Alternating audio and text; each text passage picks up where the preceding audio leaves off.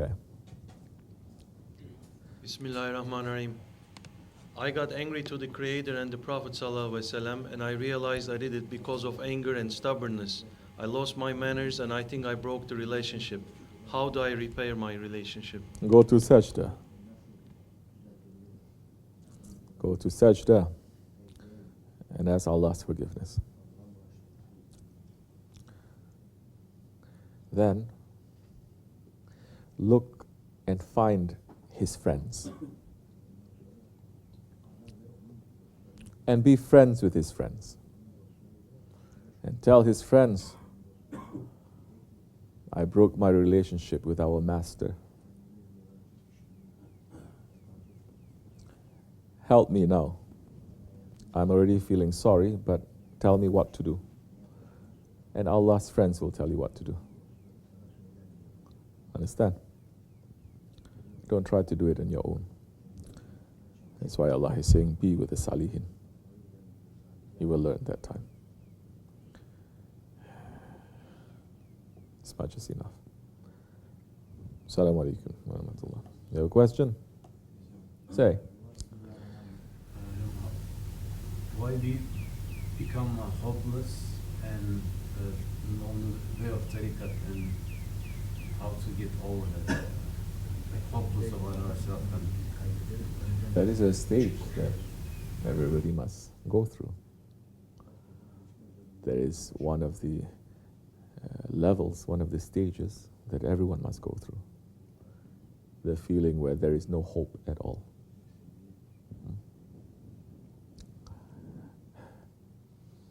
And that's why Tarikat is also not something which is so simple.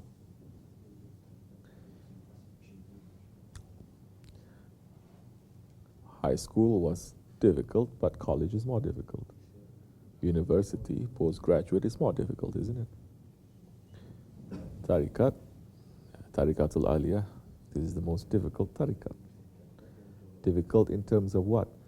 It's not difficult in terms of zikr that you have to do, or the ibadat that you have to do, or the riyada, the exercises that you have to do. It is difficult to your ego.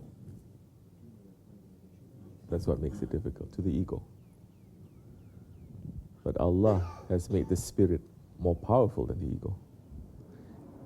And when you've given a bayat, Allah has given you then help. Every help is there.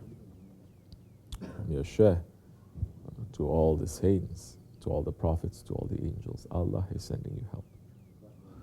Why you enter into hopelessness? That is a question a person must ask. When a person enters into a state in tarikat, question yourself. Look. Don't enter into that state and drown in it and to be lost. Question yourself. Why am I like this? Why am I feeling hopeless? And to say, oh, I don't know, that's not good enough. Why am I feeling hopeless? Why am I feeling sad? Why? In tarikat, to ask why, it is forbidden, except to ask why to yourself, to question yourself. And be sincere, be honest, be brutal to yourself. Be honest. Why I'm feeling sad? I don't know. You know. You're feeling it, then you know. Then say it, speak it, find words, find the reasons. When you pull yourself out and you look at it carefully that time, already help is there. Because you're not in it, you're not drowning in it. You're not in the water anymore. You pulled yourself out.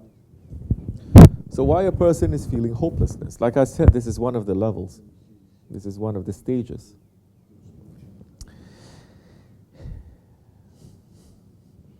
You have to take away everything. You have to understand what it means to have everything taken away from you. You have to understand how weak you are. But you cannot be hopeless. Everything will be taken away from you except the rope of Allah. That is our share. So you cannot rely on yourself. You cannot rely on your thinking. You cannot rely on your actions. You cannot rely on anything. You can only rely on Allah.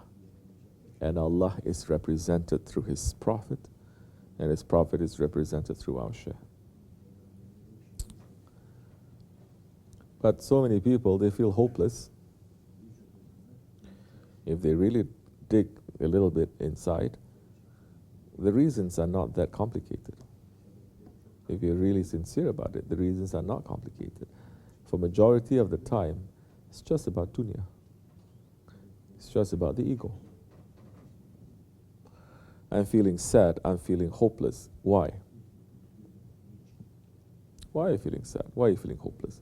What would make you to feel not hopeless and not sad? Then you will come to very uncomfortable questions and very uncomfortable answers. Once you give yourself questions that are very uncomfortable, once you find answers that are very uncomfortable, you're getting somewhere now. I'm feeling sad because I'm trapped here. So you're free outside and you're trapped here. Why are you feeling trapped here? I cannot do what I want. I cannot have what I want. So you're still there. You are still stuck with what you want. You're still declaring your existence. You're still declaring your own desires. What happens? What do you want out there? What is going to make you happy? If I have a normal life, normal life. What is normal life? Every question that you're going to ask there, the answers were already in sohbats from decades ago. It's there. But in that moment when we are drowning, we cannot remember anything because we are panic. You understand? Now you have to remember. How are you going to remember? You pull yourself out first. I don't think I'm doing anything correctly. I'm doing everything wrong. I cannot. So what is it you want? You want somebody to say, oh baby, it's okay, don't worry about it. So many people, that's all they need. Tell you the truth. In one way or another. So many is not to find a solution to their problems. Even when they come for consultation, is not to find a solution to their problems, but it's just so that the Shaykh can say, don't worry, it's okay, I'll pray for you. You understand? So they still have the problem, and in future they're going to do it again. That time they're going to come again to ask for the Shaykh. Now the Shaykh becomes like a what? Like a father confessor now. Don't worry, do a couple of things, you'll be okay. Because the intention is wrong. It's completely different from the intention of a person who says, I have this habit, I cannot break out of it, what do I do? Once the person does that, the Shaykh can direct easily, even if a person is committing that this way and that way, his intention is good. He's not tricking himself, he's not trying to trick others.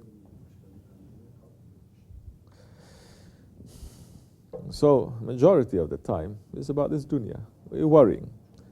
I can't pay my bills. People are bothering me. I don't know where to.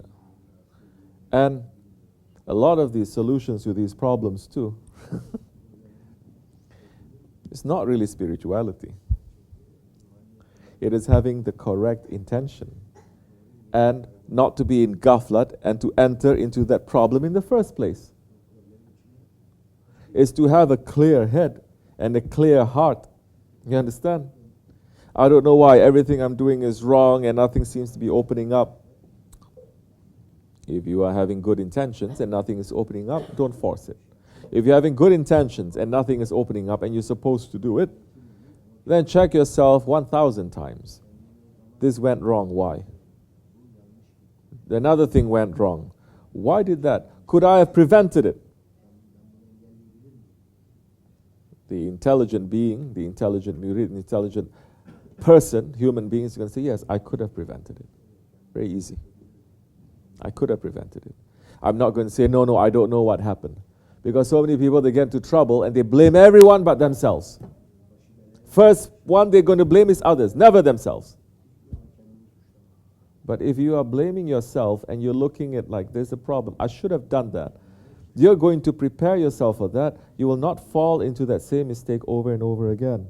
And if you do, you know how to get the way out. Then you know you have a way, but you chose not to. Then that is a problem, not because there is no way, but you chose the wrong direction. So it's all about you again. Do you understand?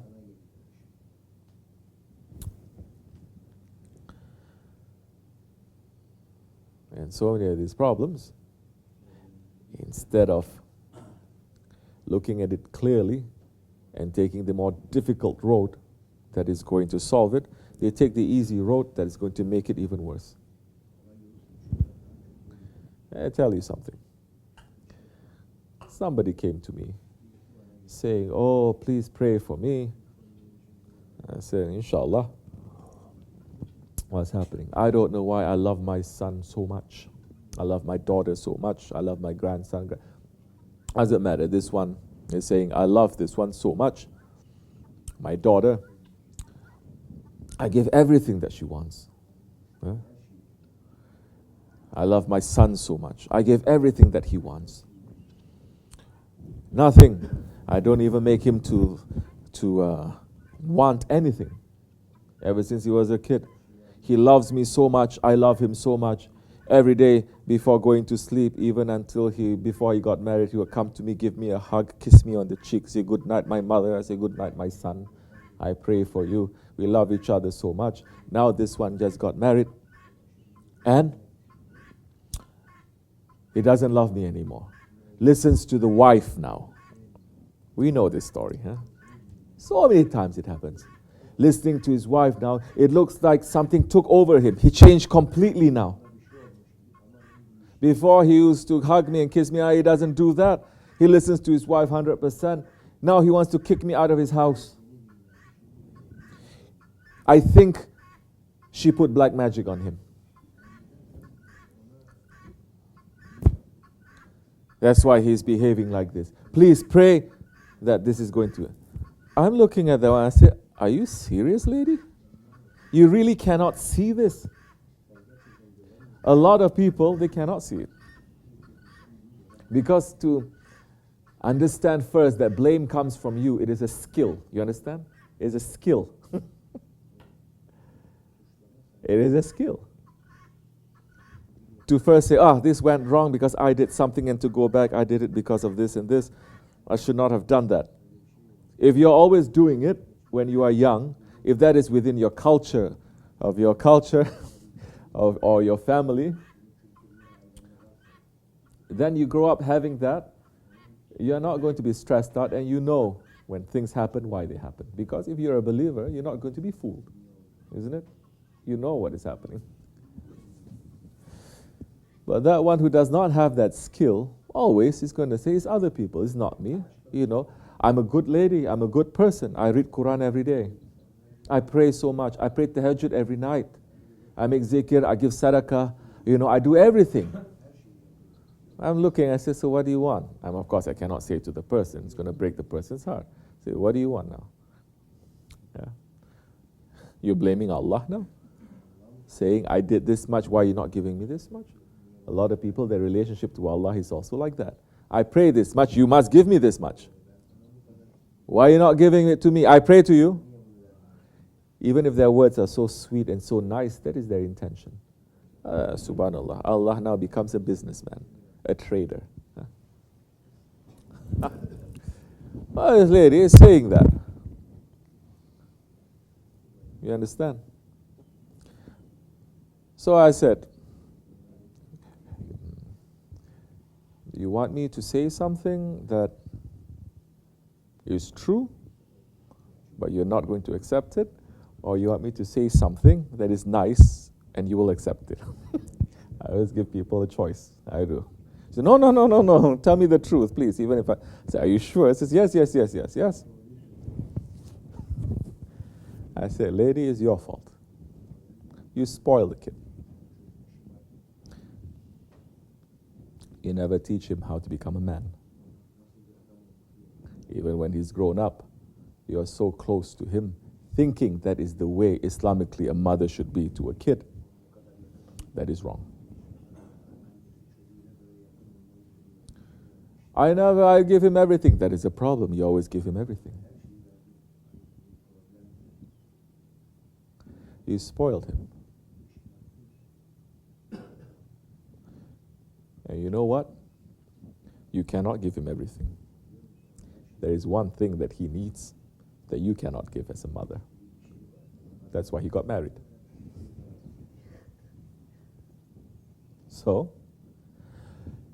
but because you are the one that he knows most, that he knows best, and that he loves, he's just going to find someone who's exactly like you, but with something,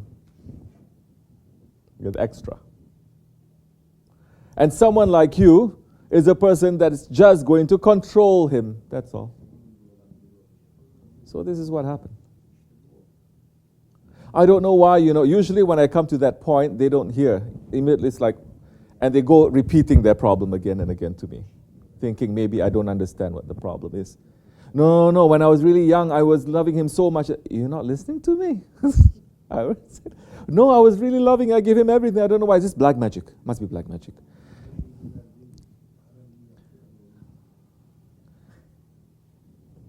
So there are those who are like that, and they're murids too. Murids taking bayat. I said, be patient. Don't worry. This is Akhir Zaman. Instead of looking to your son, because people these days, they worship so many things. Some worshipping to their parents, some worshipping to their sons and daughters, some worshipping to each other. Worship Allah. Don't look to your son no more. Look to Allah. That relationship there, fix it. Don't think Allah is Santa Claus. Don't think that Allah is just a business partner to you. Fix your relationship to Him. He is your son, He is Allah's creature. Prophets, they went through these problems. Holy people, they went through these problems. Let it go. That is not the most important thing. Do I know the person is not going to believe me? Do I know the person is not going to change? Of course I did. But it's my responsibility to say, is the person changing? No. Before I know it, person went to see one jinn hoja to get some tawiz, to give money, so to put another spell on the son so that the son can love her more. Some people, they're doing it, they think I don't know. Then they're coming, they don't tell me nothing, of course. And they say, oh, I'm going to do this, I'm going to, very good, mashallah, you're doing, yeah, very, mashallah, yeah, I love you so much, I'm following you, I'm doing zikr, I'm doing this. Do it, mashallah, very good. What can I do? So, these are skills. Skills of self-discovery, skills to discover yourself, to be truthful to yourself.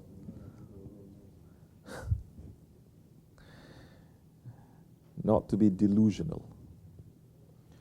And majority of the people in this world, they don't want those skills.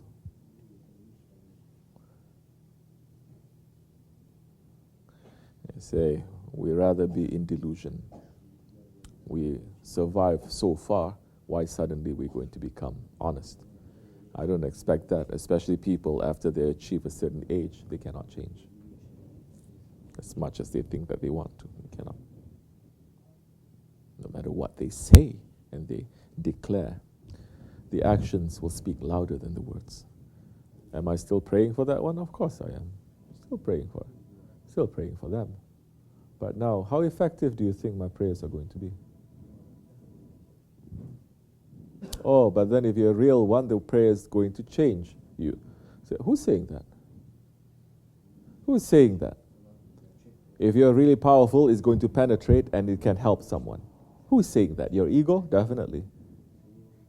Holy Prophet ﷺ went to thousands of times to Abu Jahl. Did it help Abu Jahl? Habibullah went.